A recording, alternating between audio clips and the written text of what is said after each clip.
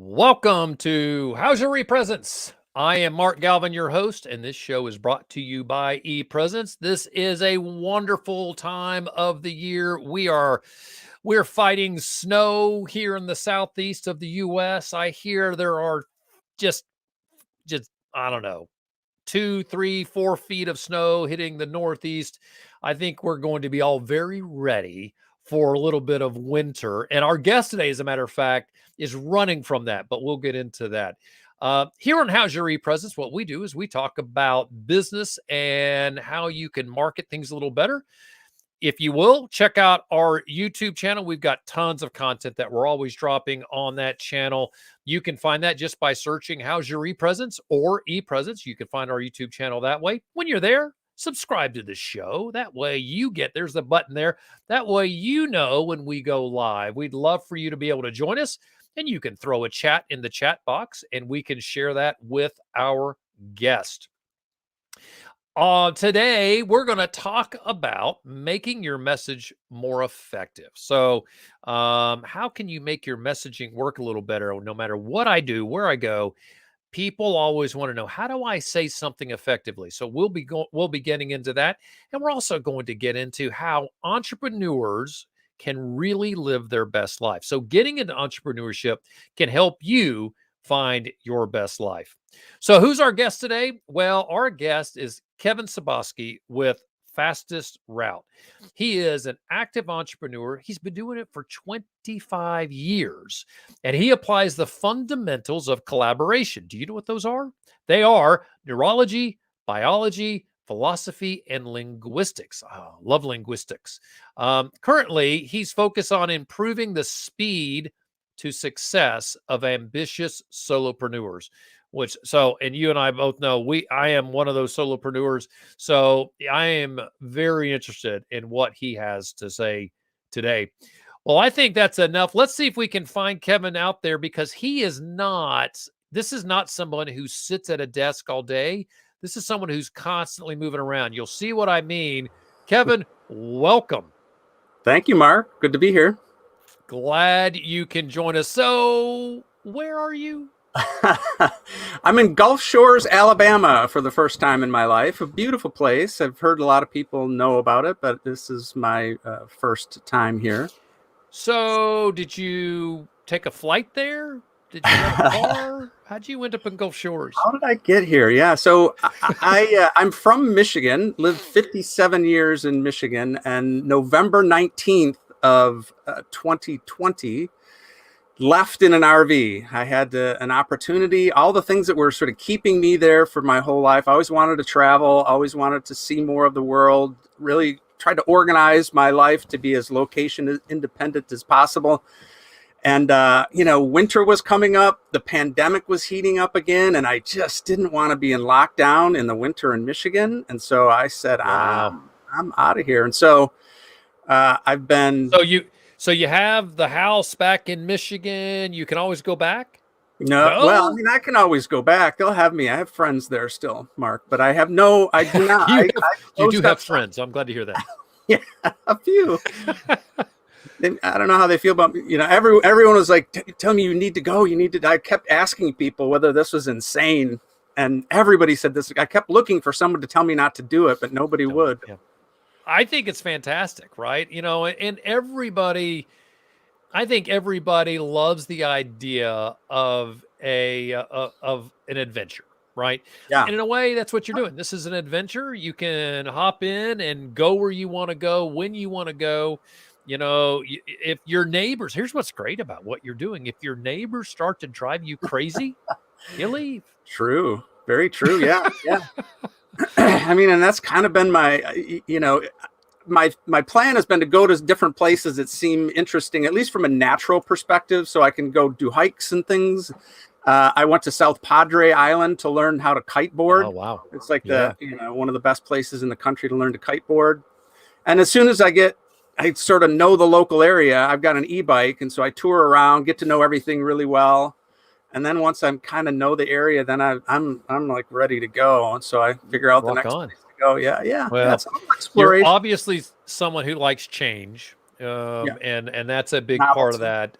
There's a lot of people in this world that are watching this, hearing this, and thinking, that's crazy. That sounds a Yeah. little too much change. Well, that is awesome. I think we should do a show when you finish your travels, and maybe you Yeah. never finish them, Mhm. but to kind of hear about where you went, and you're going to have stories, right? Yeah. There's going to be things that happen. If that, I'm sure things have already happened.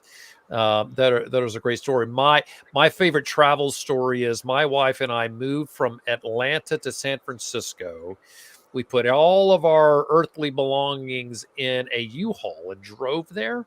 And Yeah. we were in Roscoe, Texas, and we lost one of the retreads on the back of the truck. And the experience from that point on, it's another 30-minute show. So Yeah. we can Man. talk about that. But as much as I'd like to hear that, we want to talk about marketing, because you are someone who knows how to foster good communication. So I want to get into this. What makes marketing messages effective? And before you get into answering that question, why are you qualified to answer that question, right? So what is it that you do that has taught you, or that you learned how to make good marketing messages effective? And then what makes a marketing message effective? Yeah, that's a great question. Why am I qualified? Uh, uh, and I would say in a lot of ways, marketing tactics for me is one of my weaknesses. But so I've been in business 26 years now, and I really geeked out about becoming the best CEO I could be. So I studied in California. So those things that you listed, Yep. neurology, philosophy, linguistics, I learned those in an organization that taught entrepreneurship, innovation, and leadership. And the fundamental of that is, our background, our DNA, our muscle has built in it the notion that business is about things, that we take things, inputs, modify inputs to create outputs. That's what business is. And Right. and so Fernando Flores says, well, if you think of business instead as a network of commitments among human beings, and you want to take your job seriously, then you need to study the fundamentals of the material you're working with, human beings. Huh. And so I did that, and it was profound for me to understand behavior. And by understand behavior, we all have models of the world and people. And a model is good if it can predict the future, right? So if you say, well, if you do this, this, and that, then this will happen. If your models don't do that, then they're not very good models. And that's what I found when I was running business. I was talking to people, and they were telling me what to do, and they it didn't add up. And so Huh. so as I'm working on my business, dialing in on the existence of humanity, and there's so much about how we live in language, the concerns that we have, how we orient our lives. And so with marketing messages, they'll only resonate if they hit some concern of the listener. And so one of the most key things about, and we've all had that experience where someone's talking and we just go somewhere else, we trance out. And Right. so what's happening is they're speaking about something for which you do not have a concern, and your body won't grab that. And so it's got to be specific. It's got to be dialed into people they care about. Maybe that's them. Maybe it's someone else. It's a person. It's got to be someone, and it's got to be about concerns that matter to them. So a lot of people, they do marketing messages that are fairly broad, Right. especially solopreneurs. You heard that. And so one of the things that I find with solopreneurs, they haven't really fully specified their business because they want to leave everything open, right? You ask them, who do you serve? What's your target market? And they say, anyone with money. Everybody is my target market. Because they don't want to leave any money on the table, right? I would like money from everybody. I'm just going to let you know that. And then you ask them, what do you do for those people? And they say, whatever they want. Right. But the problem is that doesn't hit a concern. And so you're much better off of dying. This is why people tell you have to figure out a niche, because otherwise people trance out. And the way to get them not tranced out is to speak in specificities about either them so that they can identify themselves, or they can then identify someone that they love. And then what concerns are you addressing and how? And those are the key things. And then the other thing that really matters for messaging is, they're assessing you. What's your, and so passion is essential. I found myself in my IT business. I grew it to 30 people, and I found myself not really loving my customers. And so so I was doing work that didn't feel good to me, that didn't matter to me. And so I wasn't passionate. I didn't care. And so when I spoke whatever I spoke, people feel that, right? They feel the lack of commitment. They can feel that I don't really want them as a customer, even though I'm making an offer. And so it's got to resonate for you. So it's resonance. It's all about resonance for them, and that you feel the resonance. Right. That is fascinating. And this is a key component to a lot of the things that we do. And recently, as an example, as a team, we were talking about basically a LinkedIn profile. Yeah. And we have clients that look at their own LinkedIn profile that we're improving for them. And the client wants to have a bio, basically, of them, which makes total sense because that's a natural. But if you think about the target audience, and if a person's trying to get a job, if that's their primary goal, not everybody's goal is that on LinkedIn. But if their idea is, I want to get a job through LinkedIn, then you've got to think about who your target is, and your target is the hiring manager, and you have to think about the pain points of the hiring manager and what matters to them. Yeah, and so speak to them. That is such a key thing, and it's not easy. Listen, it is not easy because I think I know what people need, but what I think they need is not actually what they think they need. So you've got to make sure you nail that. I think it's brilliant. All right. So marketing messages is one thing that is an important piece, but the other thing that I think is important that probably very well is by being a solopreneur, you can actually meet or achieve your best life, your best opportunity. How is that even possible? Because I'm thinking as a solopreneur, I'm going to work my keister off and I'm going to have no time for myself. How does that work? Well, I don't want to diminish the reality of hard work, but I mean, there's unless you were born into a wealthy family, and even then, we need hard work, Mark. We need hard work. We live in an amazing time where we have an incredible amount of power to do things for ourselves, and it's really useful because the unfortunate reality is the contract has been broken between companies and employees, right? It used to be that once you became an employee, you had a job for life. And so you could kind of turn over your future to someone else and they would take care of you. That's not the way it is anymore. That contract is broken. The employers know that, but a lot of times the employees have not really added it up. And so who is really going to take care of you and help make sure that you get the best life from your perspective? And and with all of the tools available, I mean, the internet and all of the tools available to allow someone to start, run, and fulfill on their own business is unlike it's ever been in the history of mankind. And so, and so a lot of what you do, when you're taking care of, we all have lots of concerns in our lives. And if you can take care of multiple concerns in one moment, that's a real key to success, right? Balance, harmony in life is taking care of multiple concerns at once. I know that, there are certainly times where I went to where I wanted to go because of an opportunity with business. And so I had a great time. So I made a trip to New Orleans to do a presentation at a conference. Would I have done that if it wasn't going to be fun? I don't know. There are a lot of those things. A big part of the reason I'm driving around is because I have control over my calendar.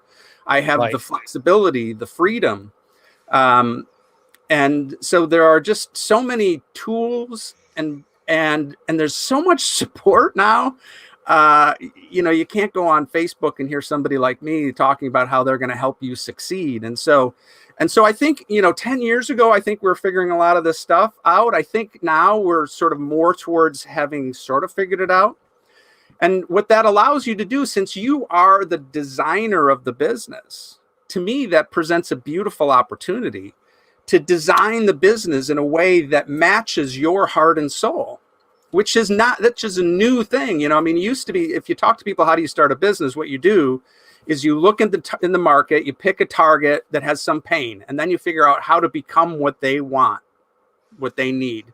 And it's Right. backwards. It's backwards. It's like, no, the people that really have the most success are the ones that said, I love these people and I really want to take care of this for them. And I love doing these things. So to the degree that you take the opportunity and design your business to be congruent in alignment with your heart and soul, when you say you've got to work a lot, it's not quite as painful. And that Right. may be true. And you love the work. And eventually you might get to this dream place that we all want to go. So, um, so can I challenge you on that? Please. Right. I love it. Yeah. Because if I like to take the perspective is if I was sitting back and I love podcasts, by the way, I listen to them all the time, and oftentimes I'm listening, I'm like, you need to ask them this. So this is what I would think if Thank I you. was listening, and it would Love it. be that sounds like pie in the sky Yeah.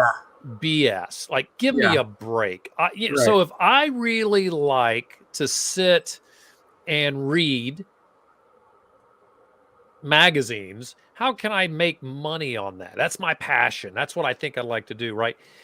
Some of the things that are out there that people want to do, you got to figure out how you're going to make money at it. And then when you start the business, you're going to have to make sure you find clients. And what if you don't know how to find clients? How do you help someone who has those sort of like, this is what I'd like to do, these are my talents, but I've never sold a thing in my life, let's say. How do you help those people see what you're talking about as a reality? Yeah. So first, two things. The first of all, I'm a fan of a long-term view of one's life, right? So when I was in my 20s, I met a venture capitalist, and he was working with a client of mine, and he was flying at 50,000 feet strategy. And I thought, when I was 25 years old, I saw this, and that's what I want to do. And Right. so that to me is the dream, right? So what do I want to do? It doesn't mean I'm going to starve right now. It means, I have pragmatic things to take care of, but I took care of them in a way, I had choices then. Which job? I couldn't just do that. I needed to get a job. And I was thinking, well, which job is going to move me in that direction? So that's the first thing. The people get caught up in the challenge of it, thinking of it's like an urgent sort of phenomenon. The second thing is, you can't just do what you want. That's fantasy. And the reality is, if you're going to start a business, the way that people promote this, right? Find the target market, figure out what they want. Then you have to work on how to become that. Okay. And you're going to get to the point where I did with my business, where after 7 years of huge financial success, great, I didn't like it. It was killing me. And then I had to retool. And so what do you start with? You start with, this is what I love. This is what I work. And then it's an inquiry. To me, it's a lifelong inquiry about what you love. Because if you say you love reading books, the way I'm going to listen to that is like, well, there might be something more fundamental about that, because that's a thing to do. Maybe it's really, they love to experience new worlds. And okay, can you become, set up travel to another country? Or maybe it's, I like really learning about things. Well, can you become do research for companies?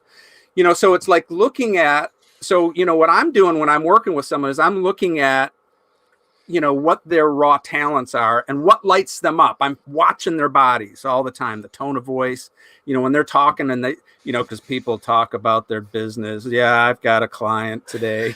I'm like, no, Right. that will not bring success. And then then I've talked about met a client, and they had a son, and he did this job. And I'm like, oh, tell me about the job, about the son. I want to hear about that. I'm watching that. And so, and then what I can do, and everybody can do, I've developed skill with it, but everybody has some measures. Like, okay, so with that skill, what are the 10 things that maybe you can do? And then you start to experiment. Got it. So how do you help someone who you can tell they don't have the skill set to do X, Y, and Z, right? And X, Y, and Z are crucial for their success. How do you help them handle those things? Let's do some specific things. Yeah. Right. Please. So somebody very extroverted, and they are great at developing relationships, but financially, they don't understand the financial side of a business to save their soul. So what would you say to that person? And maybe that person, you would say, you need to go and work where somebody else is writing you a paycheck and learn these skills? Or do you say leverage up or resource up and get somebody else to help you with that? Yeah, I think it's resource up and get somebody else to do that. I don't know about you, but when I was growing up, there was this sort of mentality that said, okay, we've all got strengths and weaknesses. And the key thing to do is work on your weaknesses. And I'm just not a big fan of that anymore. I mean, it just isn't. That's just not. There's no passion and energy in that. It's like, and to some degree, as solopreneurs, we're all going to do something maybe more or longer than we'd love to. But the solution is, but there's a lot more power. People have a lot more power to get people to help them than they think they do. And so explain that. So I'm not really wired to do the specific tactics. So I'm doing Facebook ads, so social media marketing is new to me. Yeah. And so I needed to do it enough to get to the point that I know it so that I can design good strategy and delegate it. But at some point I'm going to delegate that. And now what I've done is I found people who don't know it, and I'm going to pay them $20 an hour, and I'm going to teach it to them. So I found someone that, I can give them something else, not money. I can give them an opportunity to take, I'll buy some online courses. I'm going to teach them what I know, and I'm going to give them an opportunity to practice so that then maybe they can get a job doing this somewhere else. Does that make sense? So I don't have to pay $150 an hour or $85 an hour to get someone who's deeply skilled to get this off my plate. I think that's really intriguing. And it's a personal philosophy that I have that has actually has caused problems. But it's, what I mean by that is I believe that everybody has a certain skill set, and you figure out how to plug into that skill set. Yeah, and absolutely. Leverage it. Oh, I should have a button here. And leverage it so that they are really good at what they do. Yes. I like the whole book of Strengths Finders, and Strengths Finders does this. So if any of you listening, you can get this on Amazon. Strengths Finders has a little piece in the back. You open it up, you go online, you take the online quiz, and here's what it does. It tells you what you're good at, right? Yeah. That's the goal. NBA players play basketball. They don't play baseball. Well, one of them played baseball a long while ago, but basketball players play basketball. They're really good at basketball, but they get better and better at what they're really good at. And that's what StrengthsFinder is all about. Find out what you're good at. And there's, I don't know how many there's are, but there's probably 20 different categories, and it gives you your top 5, and you should focus on those. I think that finding the number one of somebody's really good at and let them do that. Yes. And you can be extremely successful. Absolutely fascinating. Can I interject there a second? Please. Just so I'd like to put a finer point for people to think about the, what you're good at, because a lot of people think about actual tactics, like the tactics. And I think it's much more powerful if you really get a little meta and try to figure out, what is it about you? It's not what you do, it's what you be that is really your superpower that you want to focus Huh. on. Because the do, you can do different things. I had a client, it's a therapist, and I asked her, what's your superpower? And she said, listening. I'm a great listener. And this is one of those do things. And I'm like, well, tell me more. And so she went on to describe her relationship with her clients. And again, she lights up, and that's when I pay a lot of attention, because they're on to something. And what I came to find is she is really good at not othering people. In other words, when you're listening to someone and they are different than you, we have all sorts of ways of othering people. Uh-huh. So she doesn't other people. She just holds them all in her heart as valid, valuable human beings. Give me an example of othering. Well, I mean, all the racism, xenophobia, all the things that we're struggling with sort of culturally now, big topics of, women, men, races, they're all versions of othering to me. I don't, to talk about them specifically takes some power away to the conversation from my perspective. It's really a process of othering. Got it. Okay. So this is, I think, is really interesting. And so with that therapist, they're really good at not othering. So they think they're good at listening, but really what they're good at is, as you described it, is what they be. They are good at letting people, to me, I would rephrase not othering into my own vernacular of accepting people who they are.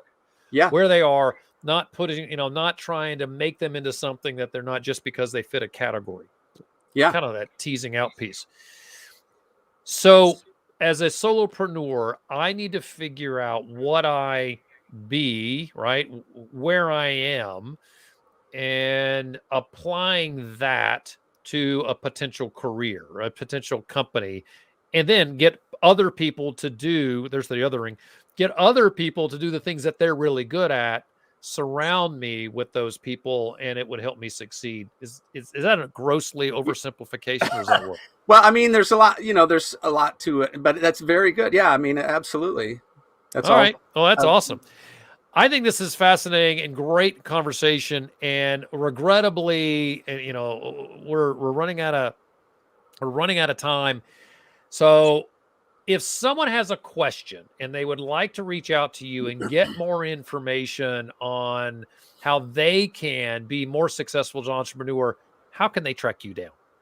Yeah, I think at this point, the best approach is email. I'm open to email. So it's easy to remember. It's Kevin@Suboski.com.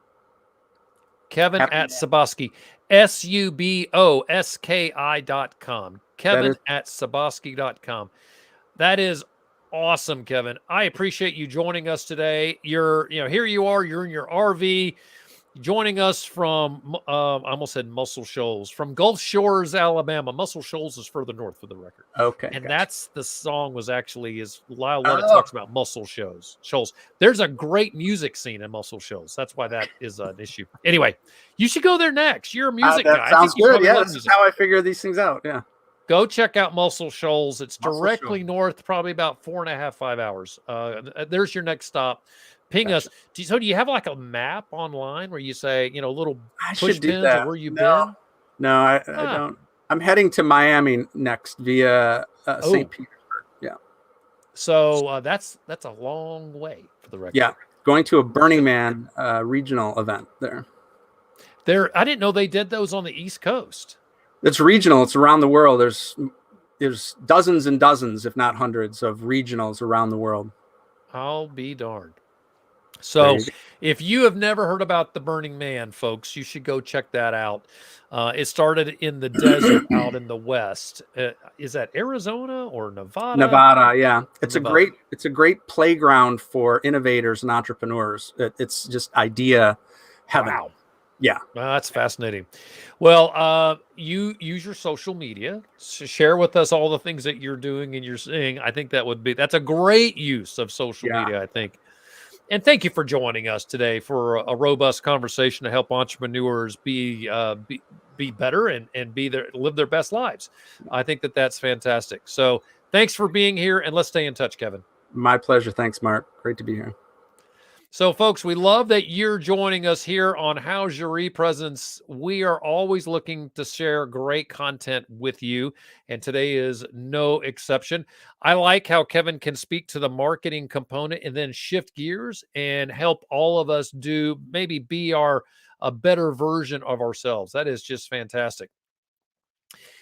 Thank you for joining us on How's Your ePresence. This show is produced by ePresence. We are a full-service social media agency. So we handle personal, company, social media. We also help folks with consulting and training.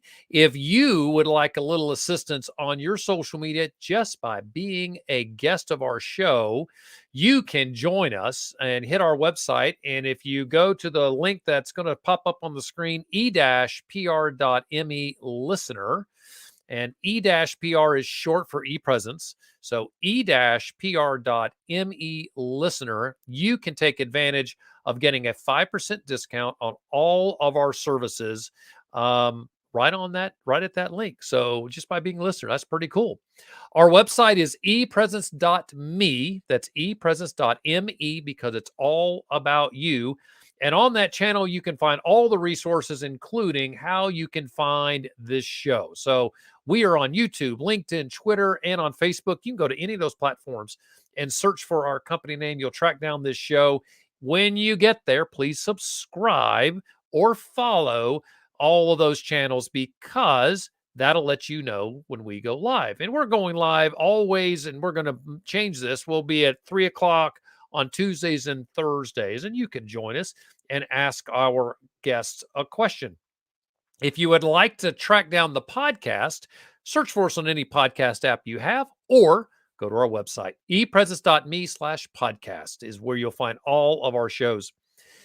Our producer is Morgan Wood. Morgan, thank you so much for all the work that you do. And until next time, for Kevin Suboski, I'm Mark Galvin.